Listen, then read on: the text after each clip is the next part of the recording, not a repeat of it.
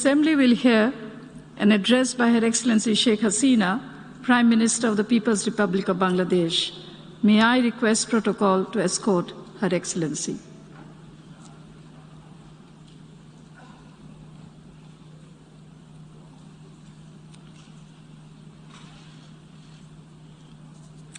It's my distinct honor and privilege now to welcome Her Excellency Sheikh Hasina, Prime Minister of the People's Republic of Bangladesh, and I invite her to address the General Assembly. Madam Prime Minister.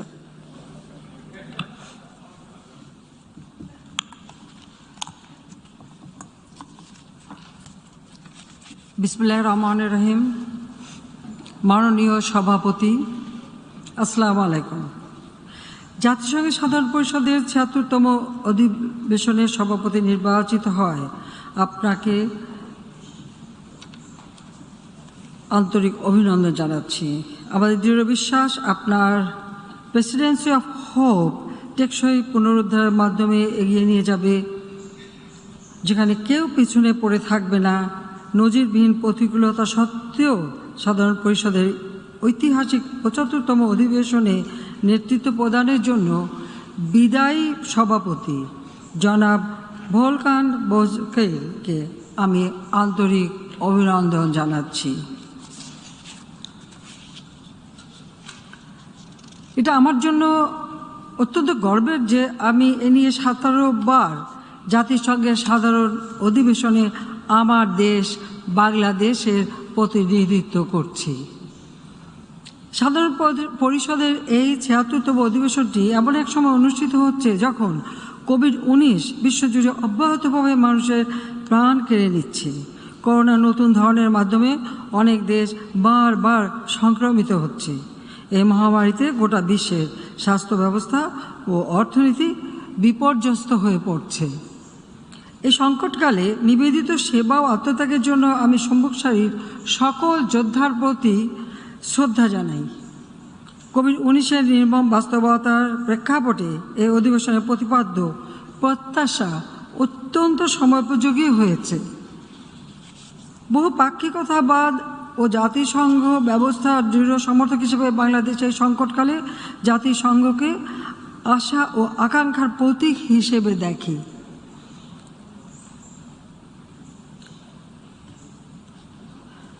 সব ধরনের মতভেদ ভুলে গিয়ে আমাদের অবশ্যই অভিন্ন মানব জাতি হিসেবে মাথা তুলে দাঁড়াতে হবে। সম্মিলিত শক্তিকে কাজে লাগিয়ে সবার জন্য আবারও সমৃদ্ধ বিশ্ব গড়ে তুলতে হবে। সভাপতি মহোদয়, এবছরটি আমাদের জন্য একটি বিশেষ গুরুত্বপূর্ণ বছর। এবছর আমরা বাংলাদেশের স্বাধীনতার সুবর্ণ জয়ন্তী উদযাপন করছি। একই সঙ্গে আমরা আমাদের জাতির পিতা বঙ্গবন্ধু শেখ মুজিবুর রহমানের জন্মশতবার্ষিকী মুজিব বর্ষ উদযাপন করছি। আমি শ্রদ্ধাভরে স্মরণ করছি জাতির পিতা বঙ্গবন্ধু শেখ মুজিবুর রহমানকে। তাঁর আজীবন নিঃস্বার্থ সংগ্রাম ও দূরদর্শী নেতৃত্ব আমাদের এনে দিয়েছে স্বপ্নের স্বাধীনতা। আমি শ্রদ্ধা জানাই বীর মুক্তিযোদ্ধাদের প্রতি, যাদের অসীম বীরত্ব ও আত্মত্যাগে আমাদের মাতৃভূমি স্বাধীন হয়েছে। আমাদের জাতির পিতা ছিলেন বহু পাক্ষিকতাবাদের একজন দৃঢ় সমর্থক। তিনি জাতিসংঘকে জনগণের আশা আকাঙ্ক্ষার কেন্দ্র মনে করতেন। আমাদের জাতিসংঘ অভিযাত্রার প্রথম দিনে ১৯৭৪ সালের ২৫শে সেপ্টেম্বর জাতিসংঘে প্রদত্ত তাঁর ঐতিহাসিক ভাষণে তিনি বলেছিলেন, আমি কোট করছি, আত্মনির্ভরশীলতাই আমাদের লক্ষ্য, জনগণের ঐক্যবদ্ধ যৌথ উদ্যোগী আমাদের নির্ধারিত কর্মধারা। এতে সন্দেহের কোনো অবকাশ নেই যে আন্তর্জাতিক সহযোগিতা এবং সম্পদ ও প্রযুক্তিবিদ্যায় অংশীদারিত্ব আমাদের কাজকে সহজতর করতে পারে, জনগণের দুঃখ কষ্ট লাঘব করতে পারে। আনকোড। বঙ্গবন্ধু শেখ মুজিব এমন একটি বিশ্ব গঠনের আহ্বান জানিয়েছিলেন যেখানে অর্থনৈতিক বৈষম্য থাকবে না, সামাজিক অবিচার, আগ্রাসন ও পারমাণবিক যুদ্ধের হুমকি থাকবে না। ৪৭ বছর আগে তাঁর সে আহ্বান আজও সমানভাবে প্রযোজ্য। এই জন্য আমরা অন্তর্ভুক্তিমূলক ও সমতাভিত্তিক সমাজ গঠনের যে কোনো উদ্যোগে সমর্থন ও নেতৃত্ব দিয়ে যাচ্ছি। করোনা ভাইরাসের টিকার ন্যায্য হিস্সা দাবি, ফিলিস্তিনিদের প্রতি যে কোনো ধরনের অবিচারের বিরুদ্ধে আমাদের দৃঢ় অবস্থান, রোহিঙ্গা সংকটের সমাধান, জলবায়ু ন্যায় বিচার প্রতিষ্ঠা, এসব আমাদের বৈশ্বিক অঙ্গীকারের কতিপয় উদাহরণ মাত্র। জাতির পিতা বঙ্গবন্ধু শেখ মুজিবের অপূর্ণ স্বপ্ন বাস্তবায়নে আমরা নিরলসভাবে কাজ করে যাচ্ছি। বাংলাদেশ এখন বিশ্বের দ্রুত বর্ধনশীল 5টি অর্থনীতির অন্যতম। জিডিপিতে আমরা বিশ্বের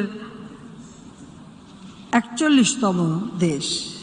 গত এক দশকে আমরা দারিদ্র্যের হার 31.5 থেকে 20.5% নামিয়ে আনতে সক্ষম হয়েছি।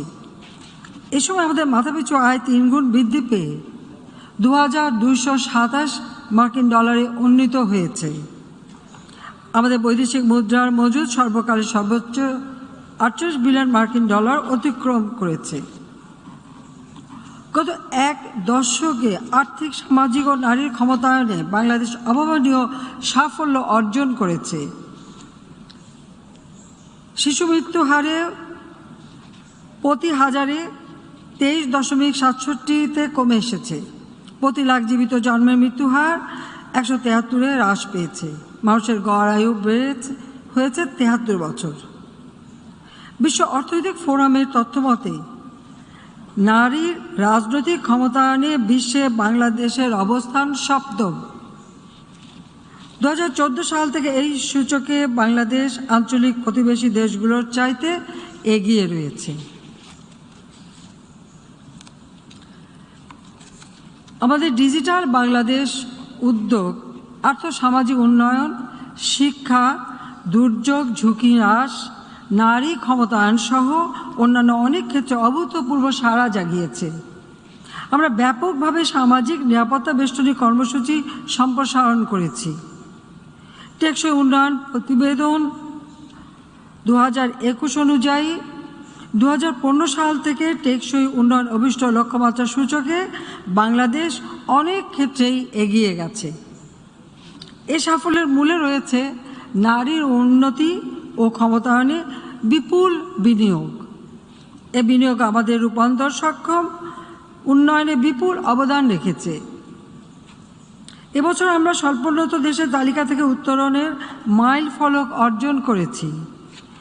এখন আমাদের স্বপ্ন বাংলাদেশকে 2041 সালের মধ্যে একটি জ্ঞানভিত্তিক উন্নত দেশ এবং 2100 সালের মধ্যে সমৃদ্ধ ও টেকসই বদ্বীপে রূপান্তর করা।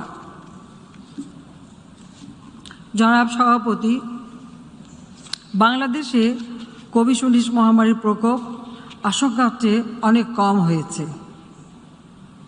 তৃণমূল পর্যায় থেকে আমাদের শক্তিশালী স্বাস্থ্য ব্যবস্থার কারণে এটা সম্ভব হয়েছে। এছাড়া এ মহামারী মোকাবেলায় আমাদের সময়োচিত, সমন্বিত ও বহুমুখী উদ্যোগ কার্যকর ভূমিকা রেখেছে। জীবন ও জীবিকার ভারসাম্য রক্ষা করতে শুরুতে আমাদের দেশ বেশ কিছু কঠোর সিদ্ধান্ত নিতে হয়েছিল। অর্থনীতিকে সচল রাখতে বিভিন্ন সময় আমরা 28টি প্রণোদনা প্যাকেজের মাধ্যমে প্রায় 1460 কোটি মার্কিন ডলার বরাদ্দ দিয়েছি, যা মোট দেশজ উৎপাদনের 4.44%। করোনা ভাইরাসের টিকা সংগ্রহের জন্য চলতি অর্থ বছরের বাজেটে 161 কোটি মার্কিন ডলারের সংস্থান রাখা হয়েছে। অতি দরিদ্র, বিশেষ চাহিদা সম্পন্ন, বিদেশ ফেরত প্রবাসী, অসহায় নারীদের মতো সমাজের দুর্বলতর জনগোষ্ঠীর জন্য পর্যাপ্ত উদ্যোগ আমরা গ্রহণ করেছি। গত বছর মহামারীর প্রাদুর্ভাব শুরু থেকে আমরা প্রায় 4 কোটি মানুষকে নগদ অর্থসহ অন্যান্য সহায়তা দিয়েছি। সময়োচিত পদক্ষেপ ও ও আমাদের জনগণের বিরূপ পরিস্থিতি মোকাবেলার সক্ষমতার কারণে 2020 সালেও আমরা 5% বেশি অর্থনৈতিক প্রবৃদ্ধি অর্জন করতে সক্ষম হয়েছি। মাননীয় সভাপতি, অনাদিকাল হতে মানবজাতি প্রাকৃতিক দুর্যোগ, মহামারী ও মানব সৃষ্ট নানা সংঘাত ও দুর্যোগ মোকাবেলা করে আসছে। এত সত্ত্বেও বুকে আশা ও আত্মবিশ্বাস নিয়ে মানবজাতি এসব পাহাড় সম সমস্যা অতিক্রম করে টিকে রয়েছে। এই মহামারী এমনি একটি সংকট যেখান থেকে বহু মানুষের টিকে থাকার অনুপ্রেরণামূলক এবং উদারতার উদাহরণ সৃষ্টি হয়েছে। তবে দুঃখজনক হলেও এই মহামারী আরও বেশ কিছুদিন স্থায়ী হবে বলে মনে হচ্ছে। সেজন্য এই অভিন্ন শত্রুকে মোকাবেলা করার জন্য অতীতের যে কোনো সময়ের চেয়ে এখন আমাদের অনেক বেশি নতুন, অন্তর্ভুক্তিমূলক ও বৈশ্বিক পরিকল্পনা গ্রহণ করতে হবে। এ বিষয়ে আমি কয়েকটি সুনির্দিষ্ট প্রস্তাব এখানে তুলে ধরতে চাই। প্রথমত, কোভিড মুক্ত একটি বিশ্ব গড়ে তোলার লক্ষ্যে টিকার সার্বজনীন ও সাশ্রয়ী মূল্যে প্রাপ্যতা নিশ্চিত করতে হবে। গত বছর এই মহোদয় অধিবেশনে আমি কোভিড-19 টিকাকে বৈশ্বিক সম্পদ হিসেবে বিবেচনা করার আহ্বান জানিয়েছিলাম। বিশ্ব নেতাদের অনেকে তখন এ বিষয়ে সহমত পোষণ করেছিলেন। সে আবেদনে তেমন কোনো সাড়া পাওয়া যায়নি, বরং আমরা ধনী ও দরিদ্র দেশগুলোর মধ্যে টিকা বৈষম্য বাড়তে দেখেছি। বিশ্বব্যাংকের তথ্য মতে এ যাবৎ উৎপাদিত টিকার 84% উচ্চ ও উচ্চ মধ্যম আয়ের দেশগুলোর মানুষের কাছে পৌঁছেছে। অন্যদিকে নিম্ন আয়ের দেশগুলো 1%-ও কম টিকা পেয়েছে। জরুরি ভিত্তিতে এ বৈষম্য দূর করতে হবে। লক্ষ লক্ষ মানুষকে টিকা থেকে দূরে রেখে কখনোই টেকসই পুনরুদ্ধার সম্ভব নয়। আমরা পুরোপুরি নিরাপদও থাকতে পারবো না। তাই আমি আবারও আহ্বান জানাচ্ছি, সবার জন্য ন্যায়সঙ্গত সাশ্রয়ী মূল্যে টিকার প্রাপ্যতা নিশ্চিত করতে হবে। অবিলম্বে টিকা প্রযুক্তি হস্তান্তর টিকার সমতা নিশ্চিত করার একটি উপায় হতে পারে।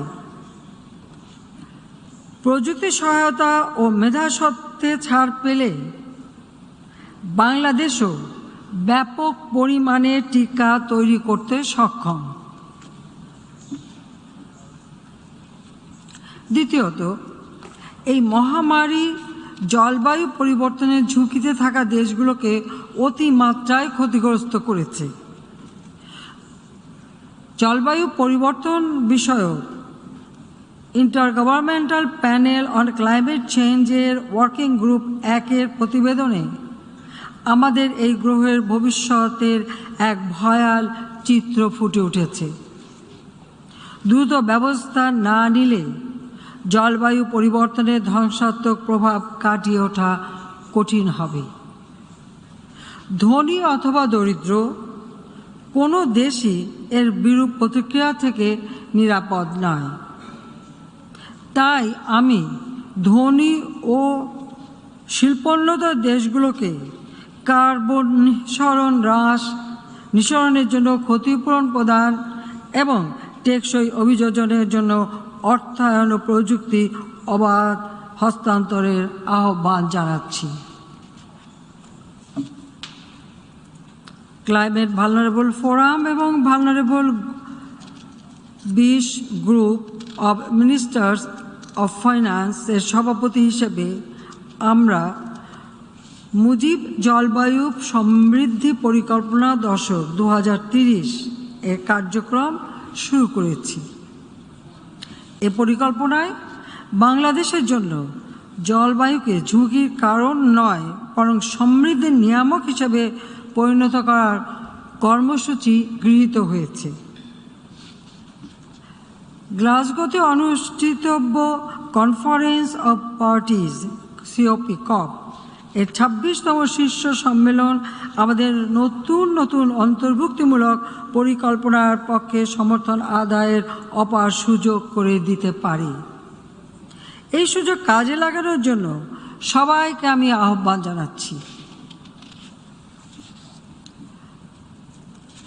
তৃতীয়ত, মহামারীর প্রকোপে আমাদের শিক্ষা ব্যবস্থা চরমভাবে বিপর্যস্ত। জাতিসংঘ শিশু তহবিলের তথ্য অনুযায়ী করোনাকালে আংশিক বা পুরো বিদ্যালয় বন্ধের কারণে বিশ্বের প্রায় অর্ধেক শিক্ষার্থী ক্ষতিগ্রস্ত হয়েছে। নিম্ন আয়ের দেশগুলোর লক্ষ লক্ষ ছাত্রছাত্রীর দূর শিক্ষণে অংশগ্রহণের সক্ষমতা ও প্রযুক্তি না থাকায় ভর্তি, সাক্ষরতার হার ইত্যাদি অর্জনগুলো হুমকির মুখে পড়েছে। ডিজিটাল সরঞ্জামাদি ও সেবা, ইন্টারনেটের সুযোগ সুবিধা সহজলভ্যতা ও শিক্ষকদের দক্ষতা বৃদ্ধিতে বিনিয়োগ করতে হবে। এজন্য আমরা জাতিসংঘকে অংশীদারিত্ব ও প্রয়োজনীয় সম্পদ নিশ্চিত করার জন্য আহ্বান জানাচ্ছি। চতুর্থত, কোভিড-19 অতিমারীর নজিরবিহীন প্রতিকূল পরিস্থিতির মধ্যে আমরা স্বল্পোন্নত দেশের তালিকা থেকে উত্তরণের পথে রয়েছি। তবে এই মহামারী অনেক দেশের উত্তরণের আকাঙ্ক্ষাকে বিপন্ন করবে। স্বল্পোন্নত দেশের টেকসই উত্তরণ ত্বরান্বিত করার জন্য উন্নয়ন সহযোগীদের কাছ থেকে আমরা প্রণোদনাভিত্তিক উত্তরণ কাঠামো প্রণয়নে আরও সহায়তা আশা করি। এলডিসি ৫ সম্মেলনের প্রস্তুতিমূলক কমিটির অন্যতম সভাপতি হিসেবে আমরা আশা করি যে দোহা সম্মেলনের সুনির্দিষ্ট ফলাফল আরও বেশি সংখ্যক দেশকে সক্ষমতা দান করবে, যেন তারা স্বল্পোন্নত দেশের কাতার থেকে টেকসইভাবে উত্তরণ ঘটাতে পারে। পঞ্চমত, মহামারীকালে প্রবাসীরা অপরিহার্য কর্মী হিসেবে স্বাস্থ্য ও অন্যান্য জরুরি সেবা খাতে গুরুত্বপূর্ণ অবদান রাখছেন। তারাও সম্মুখ সারির যোদ্ধা। তবুও তাদের অনেকে চাকরিচ্যুতি, বেতন কর্তন, স্বাস্থ্য ও অন্যান্য সামাজিক সেবার সহজলভ্যতার অভাব ও বাধ্যতামূলক প্রত্যাবর্তনের ফলে ক্ষতিগ্রস্ত হচ্ছে। এই সংকটকালে অভিবাসী গ্রহণকারী দেশগুলোকে অভিবাসীদের সঙ্গে ন্যায়সঙ্গত আচরণ করার এবং তাদের কর্মসংস্থান, স্বাস্থ্য এবং কল্যাণকে নিশ্চিত করার জন্য আমি আহ্বান জানাচ্ছি। ষষ্ঠত, রোহিঙ্গা সংকট এবার পঞ্চম বছরে পা দিল, কিন্তু এখন পর্যন্ত বলপূর্বক বাস্তুচ্যুত মিয়ানমার নাগরিকদের একজনকেও মিয়ানমারে ফেরত পাঠানো সম্ভব হয়নি। মিয়ানমারের সাম্প্রতিক রাজনৈতিক পট পরিবর্তনে অনিশ্চয়তা তৈরি হলেও এ সমস্যার একটি স্থায়ী সমাধান খুঁজে বের করতে আমরা আন্তর্জাতিক সম্প্রদায়ের জোরালো ভূমিকা ও অব্যাহত সহযোগিতা আশা করি। মিয়ানমারকে অবশ্যই তাদের নাগরিকদের প্রত্যাবর্তনের অনুকূল পরিবেশ তৈরি করতে হবে। এই গুরুত্বপূর্ণ বিষয়ে আমরা আন্তর্জাতিক সম্প্রদায়কে সহযোগিতা করতে সদা প্রস্তুত রয়েছি। বাংলাদেশে তাদের সাময়িক অবস্থানকে নিরাপদ ও সুরক্ষিত রাখতে কিছু সংখ্যক বলপূর্বক বাস্তুচ্যুত মিয়ানমার নাগরিককে আমরা ভাষান্তরে স্থানান্তর করেছি। আশ্রয় শিবিরে কোভিড-19 মহামারীর বিস্তার রোধে টিকা লাভে যোগ্য সকলকে জাতীয় টিকাদান কর্মসূচিতে অন্তর্ভুক্ত করা হয়েছে। আমি আগেও বলেছি, আবারও বলছি, রোহিঙ্গা সংকটের সৃষ্টি মিয়ানমারের, সমাধানও রয়েছে মিয়ানমারের হাতে। রাখাইন রাজ্যে তাদের মাতৃভূমি, সেখানে তারা নিরাপদ, টেকসই ও মর্যাদাপূর্ণ প্রত্যাবর্তনের মাধ্যমেই কেবল এই সংকটের স্থায়ী সমাধান হতে পারে। এজন্য আন্তর্জাতিক সম্প্রদায়কে অবশ্যই গঠনমূলক উদ্যোগ গ্রহণ করতে হবে। আমরা আশা করি আসিয়ানের নেতৃবৃন্দ বাস্তুচ্যুত মিয়ানমার নাগরিক ইস্যুতে গৃহীত প্রচেষ্টাকে আরও বেগবান করবেন। অন্যদিকে আন্তর্জাতিক সম্প্রদায়কে মানবাধিকার লঙ্ঘনের জন্য দায়ীদের জবাবদিহি নিশ্চিতকরণে গৃহীত সকল কর্মকাণ্ডে সহযোগিতা করতে হবে। সভাপতি মহোদয়, আমরা একটি শান্তিপূর্ণ, স্থিতিশীল এবং সমৃদ্ধ দক্ষিণ এশিয়ার স্বপ্ন দেখি। আমরা দৃঢ়ভাবে বিশ্বাস করি যে আফগানিস্তানের বিনির্মাণ ও ভবিষ্যতের গতিপথ নির্ধারণ আফগানিস্তানের জনগণের উপরই নির্ভর করে। আফগানিস্তানের আর্থসামাজিক উন্নয়নের জন্য দেশটির জনগণ আন্তর্জাতিক সম্প্রদায়ের সাথে কাজ করে যেতে বাংলাদেশ সদা প্রস্তুত। বাংলাদেশের পররাষ্ট্রনীতির কেন্দ্রবিন্দুতে রয়েছে শান্তি। শান্তির সংস্কৃতি প্রস্তাবনার প্রধান প্রবক্তা হিসেবে আমরা শান্তিময় সমাজ বিনির্মাণে প্রতিশ্রুতিবদ্ধ। সন্ত্রাসবাদ ও সহিংস উগ্রবাদের করাল থাবায় বিশ্বের বিভিন্ন স্থানে শান্তি ও নিরাপত্তা বিঘ্নিত হচ্ছে। তাই আমরা সন্ত্রাসবাদ, সহিংসতার বিরুদ্ধে জিরো টলারেন্স নীতি বজায় রেখেছি। শীর্ষস্থানীয় শান্তিরক্ষী প্রেরণকারী দেশ হিসেবে বৈশ্বিক শান্তিরক্ষায় অবদানের জন্য আমরা গর্ববোধ করি। মহামারীর নজিরবিহীন প্রতিকূলতা সত্ত্বেও বাংলাদেশের শান্তিরক্ষীরা বিশ্বজুড়ে কঠিনতম পরিবেশে নিষ্ঠা ও পেশাদারিত্বের সঙ্গে দায়িত্ব পালন করে যাচ্ছে।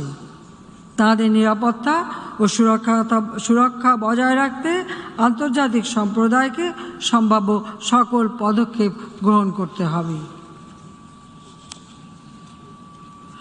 সংবিধানের আলোকে আমরা সর্বদা সম্পূর্ণ নিরস্ত্রীকরণের অবিচল সমর্থক। আমরা দৃঢ়ভাবে বিশ্বাস করি যে পারমাণবিক অন্যান্য গণবিধ্বংসী অস্ত্রের সম্পূর্ণ নির্মূলের মাধ্যমে আন্তর্জাতিক শান্তি ও নিরাপত্তা নিশ্চিত করা সম্ভব।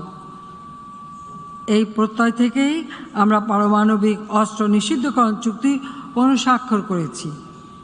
এই বছরের শুরুতে চুক্তিটি কার্যকর হয়েছে।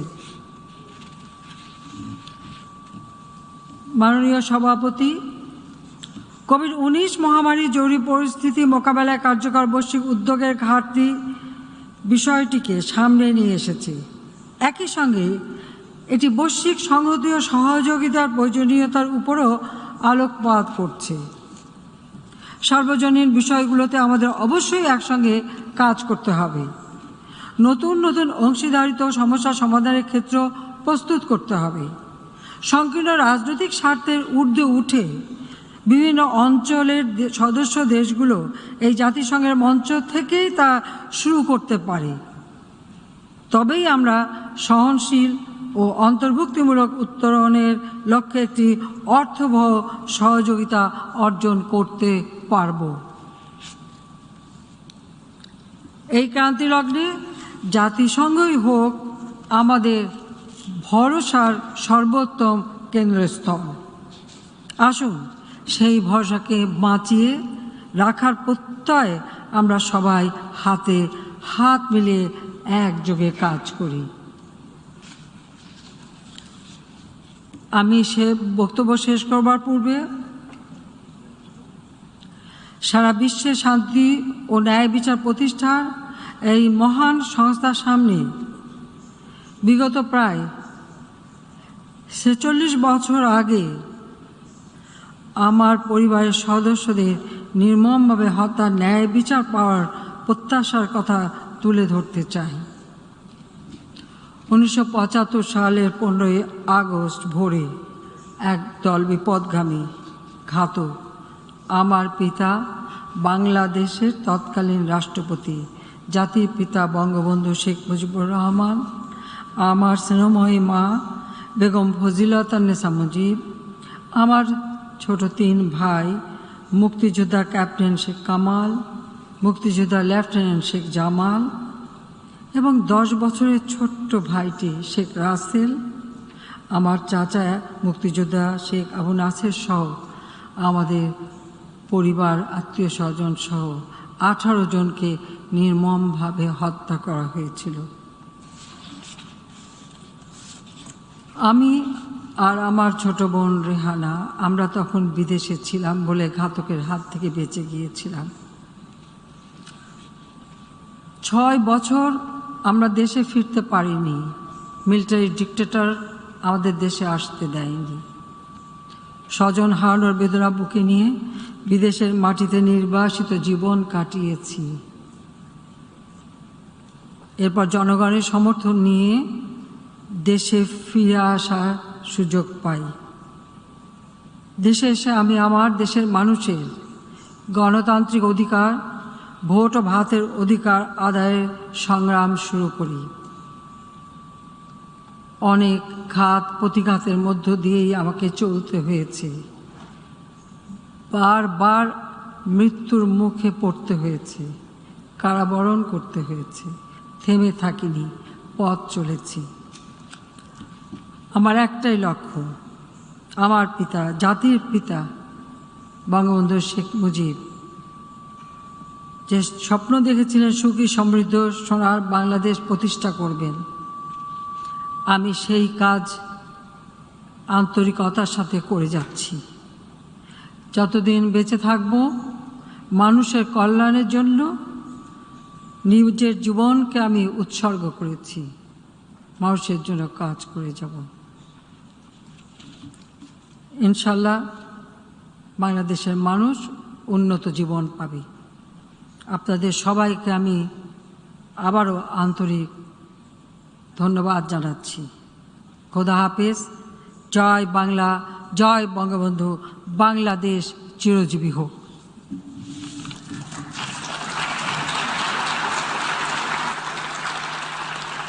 On behalf of the General Assembly, I wish to thank Her Excellency Sheikh Hasina, Prime Minister of the People's Republic of Bangladesh, for her statement, and I request protocol to